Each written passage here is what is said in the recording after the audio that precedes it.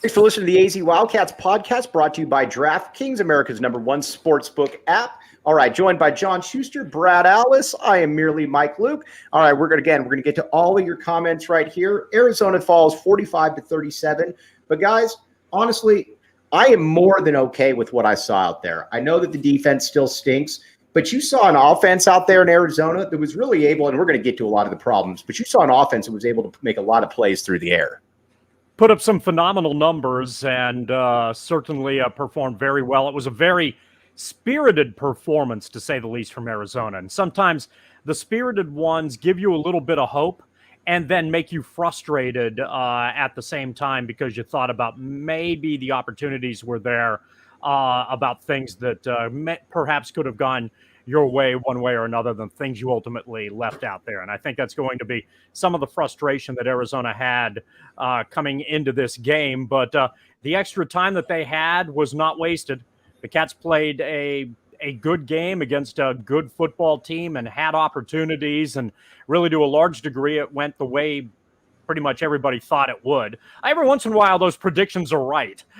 Sometimes you get into those situations where, well, Arizona's probably going to have to score a lot of points to have a chance in this game. And they did, and still it ultimately wasn't quite enough. But the spirited effort was there, and I think you certainly take away good things out of that. You like, again, the trajectory of the program. You can see where things need to be fixed, and you're hopeful that Arizona can continue to move in those directions. William? Unfortunately, with the defense as bad as it is, you needed to get everything you could out of the offense. And despite scoring, what they did, they left opportunities in the red zone. Several times twice having the ball inside was a 10 and coming away with just field goal attempts. And while you can do that with a good defense, Arizona has a bad defense right now. So you need to convert on every opportunity you have, especially, frankly, being given the gift you were kind of at the end of the first half where, that was a strange play with the refs kind of moving the ball like they did. And, but yeah, to me, it was a better margin of victory than I thought. I thought Arizona could maybe hang with them for a while, but eventually USC would pull away, which they in reality did. But getting that last touchdown, it was a nice kind of cap to things. And, if you had told, I think, most Arizona fans 6 months ago, you'd be within an onside kick of having a chance to tie USC at home, I think you take it. That being said, there are horrendous problems on that defense side of the ball. And I think it, unfortunately, may even go a little beyond just personnel. But that's, now Arizona needs to just tweak the offense. They still need to overhaul the defense. Yeah, we're going to get to that. We're going to, because there's a lot of concerns out there. But again, the one thing, and we've talked about this all season, that you can really tell, and again, you got to give real kudos to Jedd Fisch, is the way that he's overhauled the passing game in one offseason has been remarkable. I mean, you look at it right there between McMillan, Singer, and Cowing. That's about as good a receiving core as we've ever seen here. And when you put in Delora, who, again, is far from perfect, but this is an offense that, and theoretically can return almost everybody. This is an offense, Schuster, that could be real problems, especially going forward into next year. It appears they're going to be a real problem, too, when you can shore up the inexperience that Delora brings to the equation. And sometimes that frustration where tonight when he scrambled and kept plays alive, it worked well for Arizona.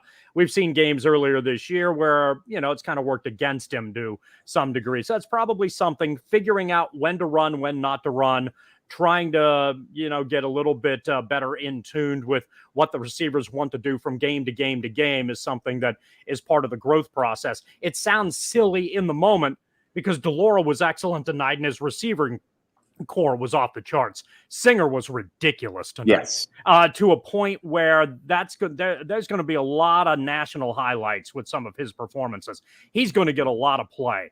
And that's good news for Arizona as it wants to try to continue to recruit on that side of the ball to get better and more electrifying. But yeah, you feel rightfully good about the offense and hopeful that in the offseason that Arizona can make the changes necessary to take the steps that they need to take to be more competitive on the defensive side of the ball.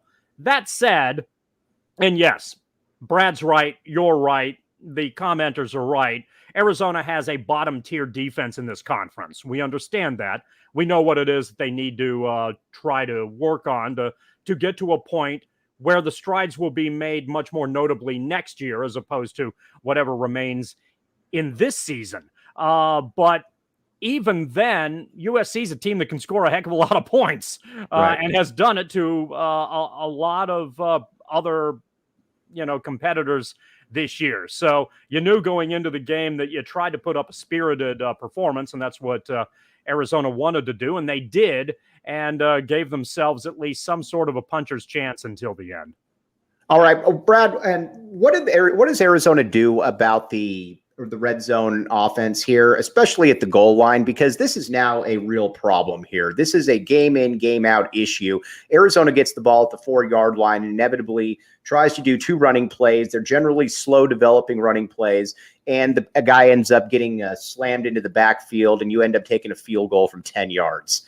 It doesn't look like they have any idea whatsoever what to do when they get down in the goal line area.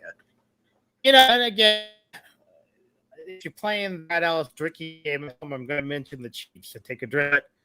If you look at when the Chiefs are good in the goal, there's a lot of motion. Arizona doesn't move a lot. Bring Singer or Cowing in motion, fake the jet sweep, run the jet sweep, run that little flip play. Go multiple tight ends and bring McLaughlin across the middle. Bootleg Delore and get him out in space. Right now, there's a criticism of the offense. The offensive line's still great. That's why Delore has to run around crazy. I still don't know how good Delore can be if he has a clean pocket. He might be a much better quarterback, or he might be a worse quarterback. He might be one of the guys who needs to play street ball a little bit. But if you can't just line up and punish people, then you need to have a little more creativity. And it's a kind of a cliche, but you have less room to work with. So a lot of what Arizona does offensively is based on getting guys into space. When you have the 12-yard field, there's no space. So motion guys, get guys moving, create matches. Frankly, I hate the Wildcat, but bring Joyner out there just to get that thinking that you might run it and then use him as a decoy. But that's, to me, Jed Fish is very much an NFL offensive coordinator. A good one, at least what he's doing here, but there's not a lot of innovation. I think he needs to study Andy Reid. I think he needs to study Jim Harbaugh or John Harbaugh. These more creative offensive types, still within the framework of a offense. But to me, just trying to line up and out-muscle USC is not going to work, unfortunately. And we, especially with these slow developing plays. So I think you need a little more creativity. I think you need a little more motion. And even if you just run a standard play, but do it in a formation where you've got a guy in motion, you've got a guy, you take one of the running backs and sprint him out into the flank, and then you bring the running back behind or the wide receiver behind him, something to put the defense on their heels, because basically USC will just line up, and their 11 is better than Arizona's 11, no matter how good Arizona's 11 is. Right. Brad, can you try maybe hopping out and then hopping right back in? Because you're buffering quite a bit. Yeah, I can try. Yeah. Awesome, Brad. Sounds good. Well, we'll see if that works. We'll do our best to cover for you, and then we'll feel the results of your aura rise. Right. And the rise of this podcast continue. One of the things that I would approach in that conversation, Mike, I tend to land more in, I tend to like basketball when it comes to figuring out how to try to score on inside about the 10-yard line. And what I mean by that is that I like opportunities that are presented with bigger guys in the receiving game who can post up, or even receivers who can post up. That at least gives you, I think, very often some sort of opportunity to maybe make things work. So it's sort of like you try to use your body to get space and see if the space is something that can open things up a little bit. Have somebody that you can go to on a consistent basis. And it may just be something that Arizona is aware of and has to address in the offseason. But when you're a growing team that is finesse and athleticism related, as Arizona is in the early stages, issues like what you do inside the 10-yard line are going to be problems, and have been for the Cats throughout this year. Again, tonight they put up in the high 30s, which is a performance that gives you an opportunity to be successful. But again, as folks have commented, there were certainly opportunities out there that can be frustrating. If you don't mind briefly, do you mind if I tangentiate a little bit before you get to the comments? Yeah, of course. What's up? There was something that Brad mentioned about Arizona getting the benefit of the call at the end of the first half, and he is correct. Yes. That was a terrible situation that did not benefit USC. SC would have had an opportunity, legitimate one, to make one more play. What they decided in that situation with modern coaches, who the hell knows? But at the very least, they could have attempted a chip shot field goal that puts more points on the board. That said, generally speaking, I think referees are better than we give them credit. It is a tough job, and more often than not, they're right. But that personal foul inside the 20, yeah, that gave Arizona, that gave USC the chance to extend that to a 2-score game, was among the most astonishingly horrible calls I have seen this year. That was dreadful. And it was so bad, even the announcers got the part wrong, because I think the first part of it, they couldn't believe that was what they called, but that's what the ref called, the little jump and nudge at the beginning. And then they thought they called the jawing a little bit after, and that was the 15-yarder. Both of those were grotesque calls, and they hurt Arizona directly. That was a 4-point swing. At that point in time, SC's probably going to go for a field goal. It's a 5-point game. Right. That's a 1-score game that gives you an opportunity and gives you momentum because your defense actually did something. Right. And gave you a chance to be in the game, and it was taken away from them by a truly crappy, hideous call. In a game this year where the scoring line has been more in the NFL than in college, that referees, in an effort to try to figure out what the hell is going on as far as safety is concerned, don't understand physics and can't figure it out. And the calls that they have made consistently in regards to this have been anathema to the entertainment and just common sense aspect of the game. And that's something that in the offseason has to change. Tonight, that was atrocious and absolutely inexcusable at any level, and should not be allowed. Yeah, and see, that's the thing too, Brad, is that you watch that game, and again, bad officiating happens, but man, you've got to, when you call that personal foul right there, you've got to be, like Shu said, you've got to be really sure about what you're calling right there. It's got to be something really egregious because, again, it didn't end the game for Arizona, but that was a game-changing decision right there by the referee, and that's one that you just can't have happen. Now, are we sure they did call it on the jump and not the getting in the face? Look at the replay. Brad, when you get an opportunity, look at the replay. I did, and I saw him throw the flag. The flag is out of his hands before he talks.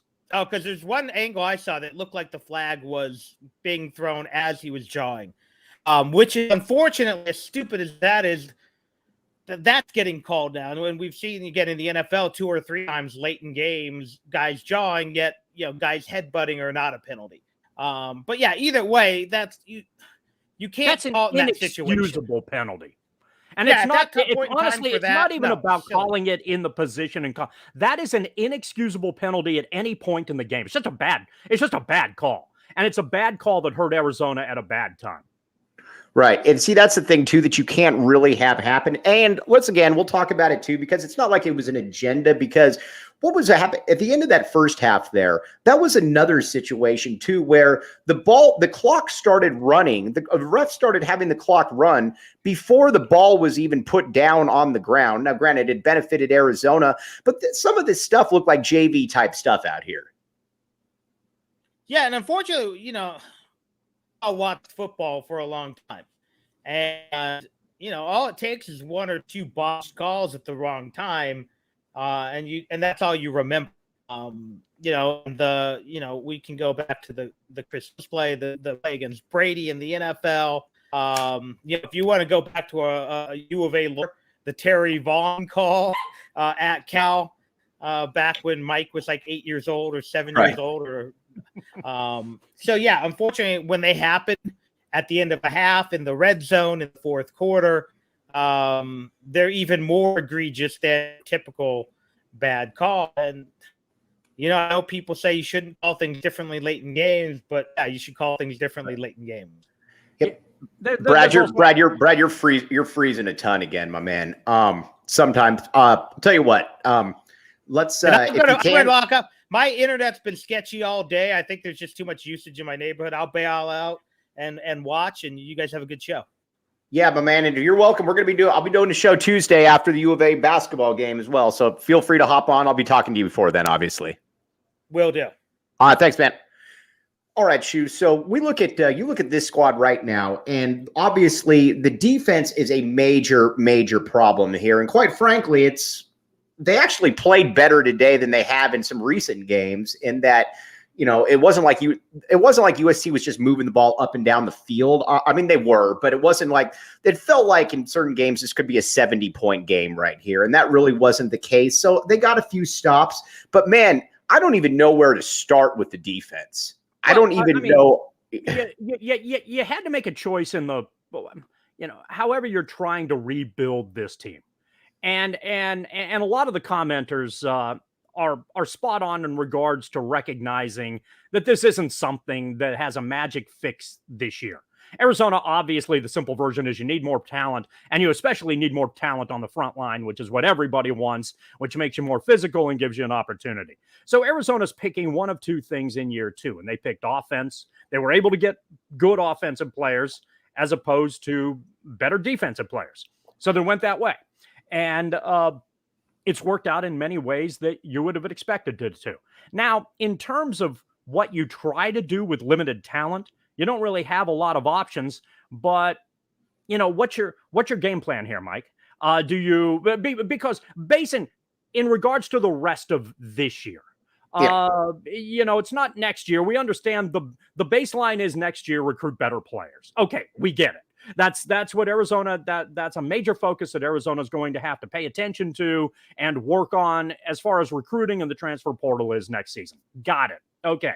Understood. We talk about that. We talk about how well that works in next year's conversation. If it works as well as Arizona's jump offensively this year, then Arizona made good strides in year three and is a much more complete football team. But with the talent you have here, what are your options? Consider what they did last year. They were a much more blitzing team last year. Is that a good thing? Maybe you give up some big plays. You still can't stop people from running necessarily, but maybe you hit a blitz here and there and, put the other team behind the chains. Is that an option? Perhaps. One of the things that you run into from a frustration standpoint here is that, and we talked about this in week 2 or week 3? When we were all excited about how Arizona was forcing turnovers all over the place. Yeah, has there been a turnover since then? Yeah, pretty much. What did the two of us say? That's a gimmick. I mean, it's a good gimmick, but it's a gimmick. Right. And if you're relying on that, eventually that's going to work against you. And teams have been much better at holding onto the ball against Arizona over the course of the last month or so. Shouldn't be a surprise. But it's a difficult quandary that the Wildcats have, and I'm not sure there's a good answer. Some folks have suggested, I've even, thrown it out there in some of our post-game shows in the past. If you feel like somebody didn't play particularly hard, do you go to a bench player knowing that you're going to give up big yardage anyway just to try to make an overall point?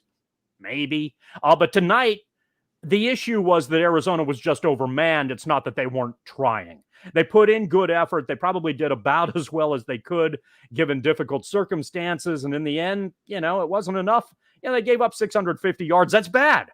But again, Mike, we knew going in that was going to be a problem. For sure. All right. One thing that's not a problem is the DraftKings Sportsbook app, code word PHNX. All right. Here's the deal. New customers can bet any game $5 and get to $200 if your team wins. NBA, though, that's where it works. You can also boost your winnings up to 100% with DraftKings stepped-up same-game parlays.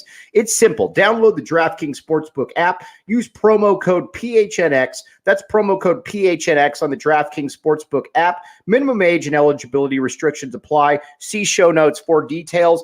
And Four Peaks Brewery. Four Peaks is where it's at, the official brew of PHNX Sports. You can they've got all kinds of good deals going on at the Tempe location. And just as importantly, if you come to the Tap and Bottle watch party remotes, they have Four Peaks there as well. It's great stuff. Check it out. Enjoy responsibly. Look at the show notes in the description. But for good stuff right there. All right, now let's get back to the Arizona. Let's talk a little bit of the Arizona offense. A lot of people are asking, and I don't know if you could notice this on the TV, but it certainly looked when DJ Williams is in at running back. I don't know.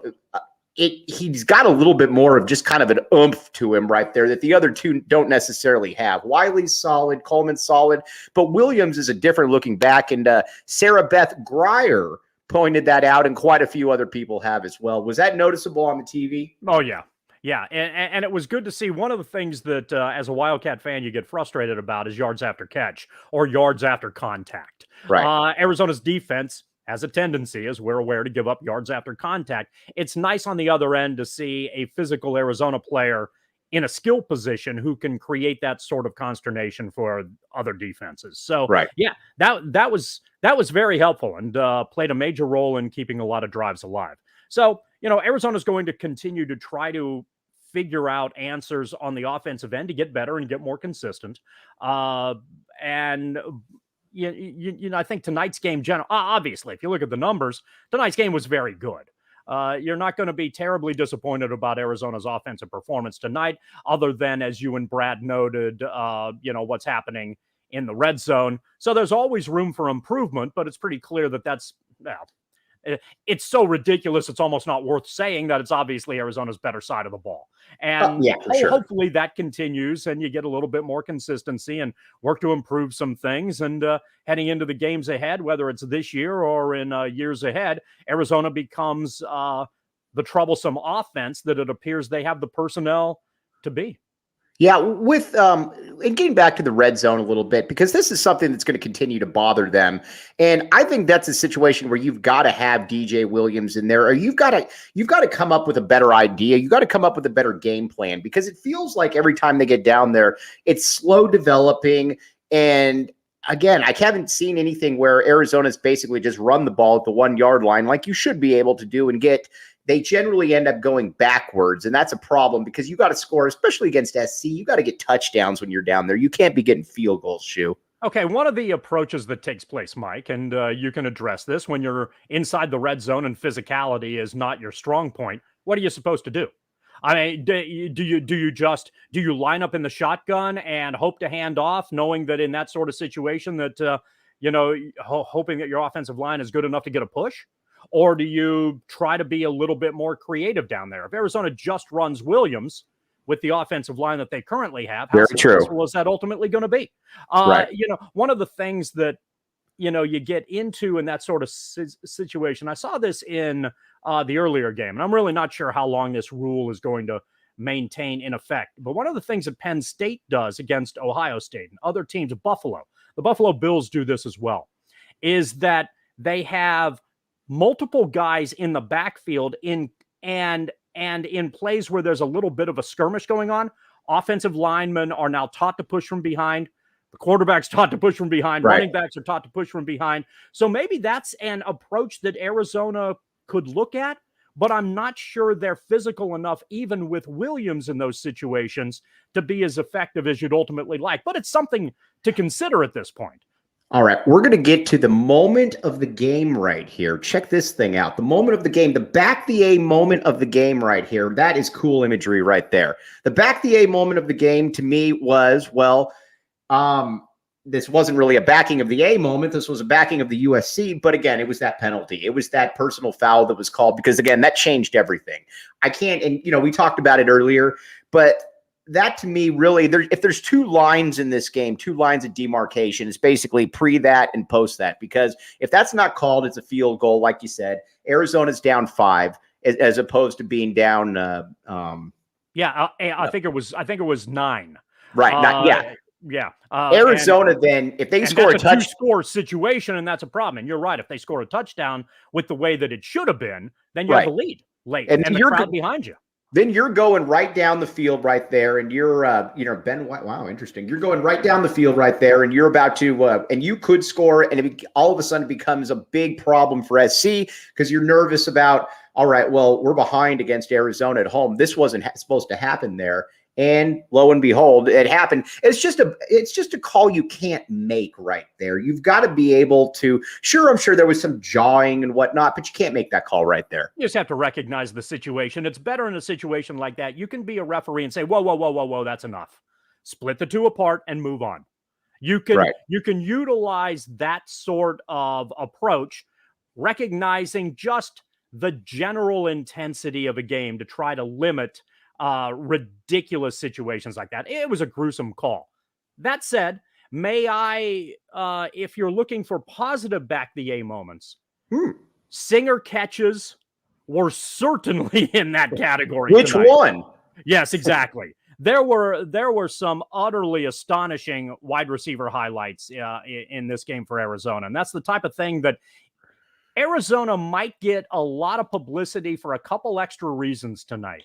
One is something that happened on the field, the way that receivers made phenomenal catches and the way that Delora kept plays alive. They made that a very exciting game, and it might be the type of thing that they can use from a momentum standpoint and even a recruiting standpoint to where Fish and the coaching staffs can say, look, this is what we got.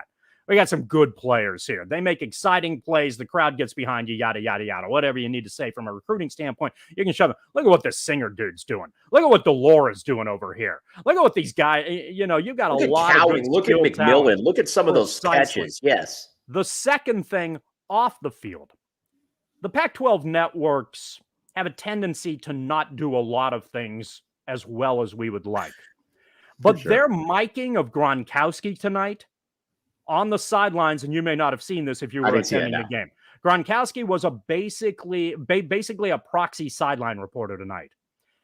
He was outstanding, and that's the type of thing that is a huge potential bonus for Arizona, because Gronkowski is one of those I'm just living the best life guys. Right. And is always in character, is always having fun, is all in on Arizona, and had an absolute blast tonight, and it came through in the broadcast. So that sort of thing with someone with that kind of recognition value is something that I think can help a team that is starving to try to find some marquee names in what we have called for decades, understandably, a basketball town and with a basketball school. So little stuff like that, I think, can help Fish quite a bit. And the Pac-12's decision, the network's decision to Mike Gronk and Gronkowski's performance in that regard, I think was very helpful and very entertaining. All right, two things. We've got to tell you about Mountain Mike's Pizza on Oracle and Wetmore. Mountain Mike's Pizza is some of the best pizza you're going to find in Tucson. Again, what I would recommend is you go to the Tap and Bottle watch party next week as Arizona plays Utah and get some Mountain Mike's Pizza on the way there. Mountain Mike's Pizza, again, some of the best pizza you're going to find. Oracle and Wetmore, it's going to be taken off. Check it out. And Tap and Bottle, that's where we're doing all the away game watch parties. Great stuff. Four Peaks Brew on tap. Get some Mountain Mikes on the way there. A lot of U of A fans are showing up there. Come yell at the screen, watch U of A, and have fun with us because it's a good time. All right. Now, looking at this team now going forward, though, the one thing that you talked about, and I think that we need to keep an eye on here, is that this is the first time that I can really remember that Arizona at a certain position has overwhelming talent. And at the receiver position, they have, I think it's fair to say they have overwhelming talent at the receiver position, because when you watched Arizona out there tonight, you're going against SC. And again, it's not like this is a Pete Carroll SC team, but Arizona's three receivers were able to do essentially what they wanted out there. If Arizona's going to get another game or two, a win this year, it's going to be on the back of those guys. And they almost got it done this game. Yeah. This was one of those and I'm clearly Arizona's receiving core is good, and their quarterback, I think, is getting better. Those are absolutely good signs. This is the type of game where if it had happened 3 or 4 weeks ago, there were opportunities there where Arizona might have scored a lot less points than they should have. Remember, in the first half, wasn't this a 17-13 game? Right. It was relatively low scoring, all things considered. Well, and I was texting people, I like the under. Right. And then it turned out, oh boy, the DraftKings folks were really nervous. Folks who put over-under on this game with 2 minutes left, because I think the over-under was 74, and that's the point placement where they were up until Arizona scored the late touchdown to push it over. So there was probably a little bit of discomfort for those who had a little bit in the game. But yeah, Arizona's receiving core is good. Their offense, I think, is even maybe getting a little bit more consistent. Those are good things. The concern that I have for Arizona into the remainder of the season here is that this was such a heartbreaker.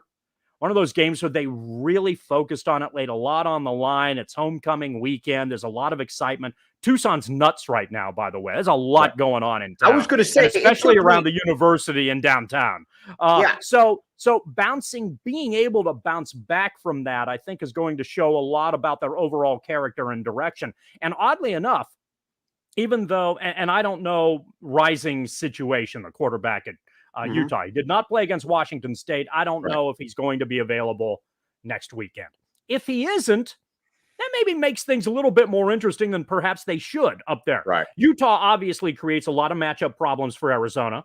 But on the other hand, that's a team that scored 20. Cause some problems, it's a team that scored 21 points against Washington State this weekend. So maybe there are some offensive inconsistency issues up there, and perhaps the Cats, if they can rebound from this performance, because this one's going to sting. If they can bounce back from this and still play spirited football, I think, there are still some opportunities on the table here. Right. So now the defense, though, and again, going back to this just real quick, and we talked about this before, I'm not going to be the guy that's going to say, well, all these freshmen could be, superstars. And again, using the Desert Swarm, just playing all the freshmen comparison can be a little lazy, but you know what? Who cares? I'm going to be a little lazy. I have no clue if any of these guys are that. Probably they aren't, because you're talking about guys who are all-timers, Waldrops, Brewskis, Brandon Sanders, etc. But my whole point is that if it's even close, I'm throwing all these kids out here because I expect Arizona to give up 45 points pretty much every single game going forward. I haven't seen anything out there from the senior-laden defensive line that indicates that, all of a sudden they're going to become, difference makers. So I would throw these kids out there as long as I wasn't physically worried about them.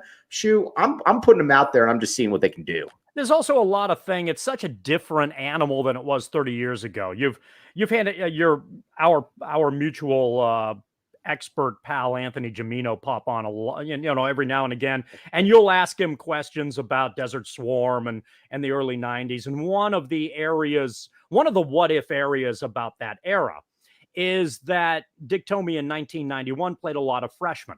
Right. And, as a result, lost potential eligibility heading into, I believe it was 1995. Right. They were excellent for most of the season in 92. They were outstanding in 93, and they were outstanding in 94, game in and game out from a defensive standpoint. But then all of those players lost eligibility. They couldn't redshirt, and then there wasn't an availability in 95, and Arizona defensively and overall dropped off. And there have been a lot of what ifs about, well, maybe Tomey should have saved those red shirts in 91. And if he had, then maybe Arizona would have had another year defensively, and who knows what would have happened. Maybe Arizona strings a third year together and things are, who knows. Now it's so different with the transfer portal and this and that and people jumping in and leaving and going all over the place. The dynamic is so different that I'm not sure how many players even stay for 4 years anymore. Right. So if you don't worry. Like you're saying, if you just want to throw bodies out there, maybe it's not the worst idea, at least if they're giving effort and you're saying, all right, we're moving toward the future here. I don't know. All right. So a couple people, Jacob Manu, like you said, Anthony, Manu's a stud. He's a guy that I think is going to be, for being a freshman, he's all over the place. You can tell that he's got a bright future to him. I liked what I saw with Prysock as well. Jason Harris I would love to be wrong on him. He's Jalen Harris's brother. I just don't know how good he is, to be honest with you. He's about 6'8". But he's always a guy that I thought was probably a little bit better playing hoop. I think he'd be out there if he was capable of doing it, but we'll see.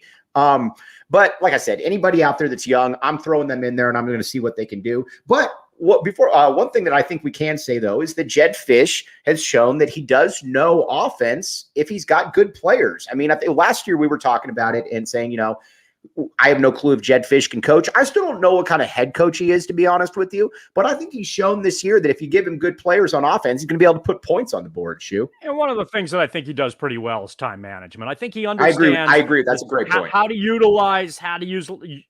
where to utilize timeouts and what situation those things work under the equation.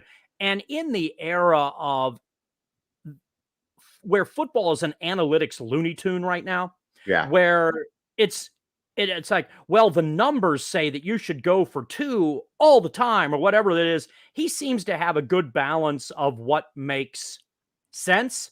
And he isn't old school conservative, but he isn't off the rails analytics guy either. Right. So I think that's a good balance. And a lot of that balance requires understanding how the moment feels and what you think you can do in any given situation and where you think things are ultimately going to go. And more often than not, I think in those situations, Fisch has done a pretty good job. So I feel good about those aspects of it.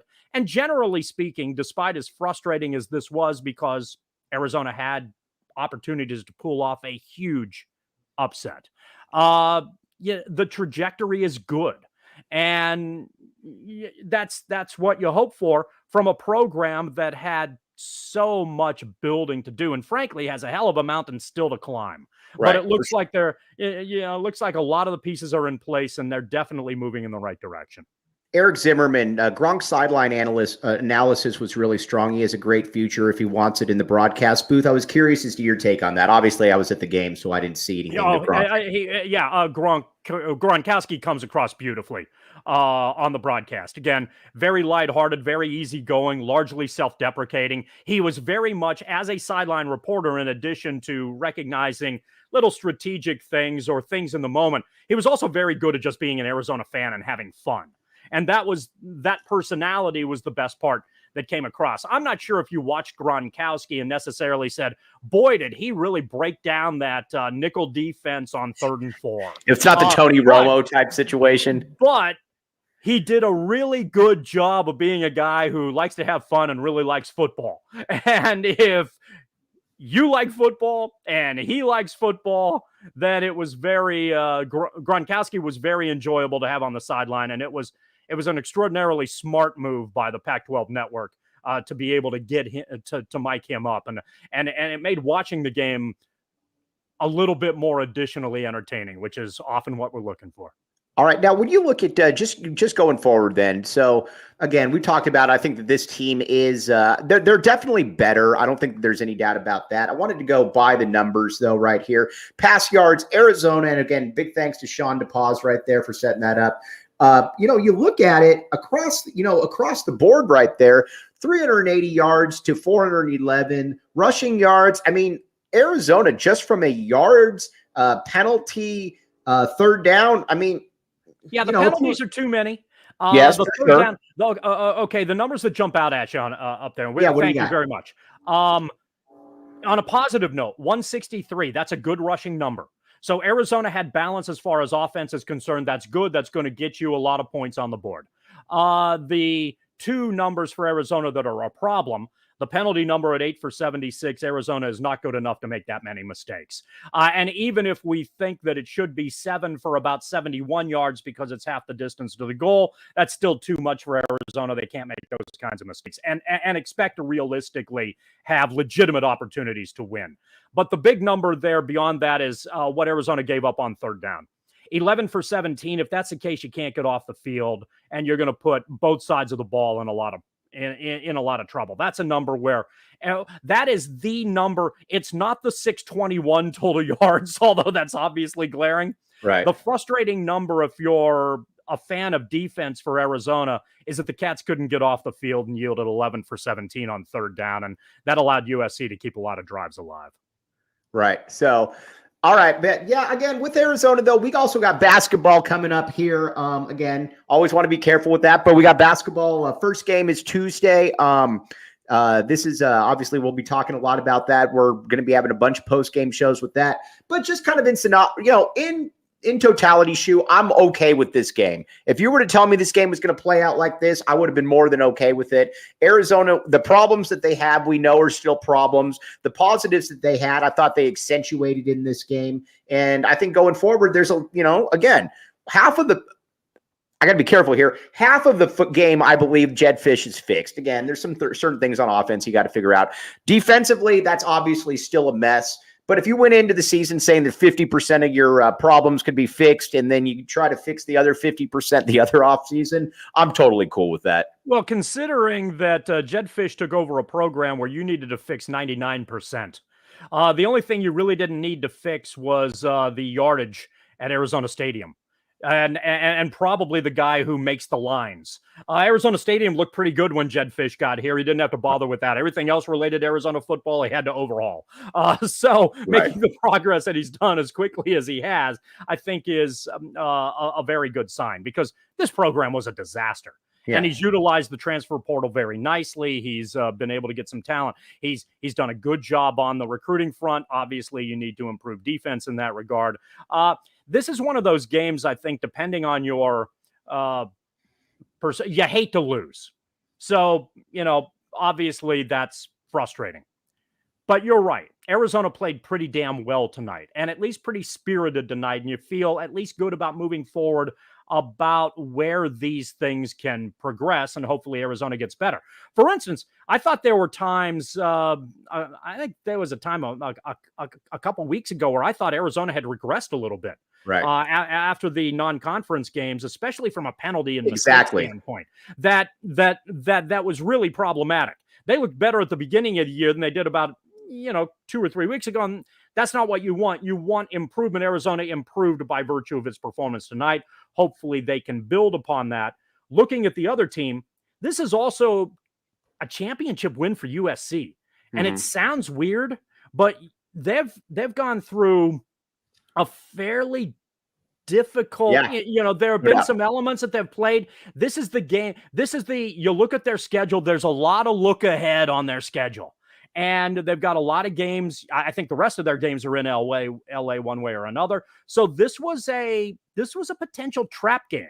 Arizona had extra time to get into it, and SC still managed. And SC was without their top 2 receivers? Yeah, for sure. So they still figured out, they're loaded with talent, and it's a great problem to have. But SC, to their credit, was good enough to get a W in a game where Arizona punched them a lot and made it probably a lot more interesting than they had hoped it would. Our guy Kobe Thiel says, Shu is a legend. Love him. He says his honest opinion, doesn't sugarcoat anything, or just says what the popular take is to fit in. John Schuster, you are a legend. KB Thiel, you're a legend for noticing that. A legend there as well. Want to thank everybody for hopping in here tonight. This is we love the interaction. Again, you guys are smarter than us, so that's what we really enjoy, hearing everything. I'll be back with you Tuesday. We're gonna have a post-game basketball show. Basketball is here. Football is here, obviously, as well. We're going to be here with you throughout. But again, and by the way, David Matola, I really like this. I like your positivity, Mike. Just like Kevin Sumlin, you are a glass half full kind of guy. It took me a second to get that, and then I was like, duh. That's I don't think there were a lot of half full glasses. I was going to say there's a lot of half empty glasses there that are about to be empty, but everybody out there, again, really thank you. Again, basketball's here. We'll be talking with you soon. But again, for John Schuster, I'm Mike Luke. Again, thank you all right there. To quote Scott Schlittenhart, back in the A doesn't sleep. We're up 24/7 around in these parts right here. But for John Schuster, I'm Mike Luke. Sean DePaz back there. You have been listening to the AZ Wildcats podcast. We will be back with you tomorrow, if I can find actually where my end screen is. There it is right there. All right, everybody, have a great, safe. You're going out, be safe out there. And if you need an Uber, I can probably shoot you a direction or somebody that might be able to pick you up. For John Schuster, I'm Mike Luke. You've been listening to the AZ Wildcats podcast.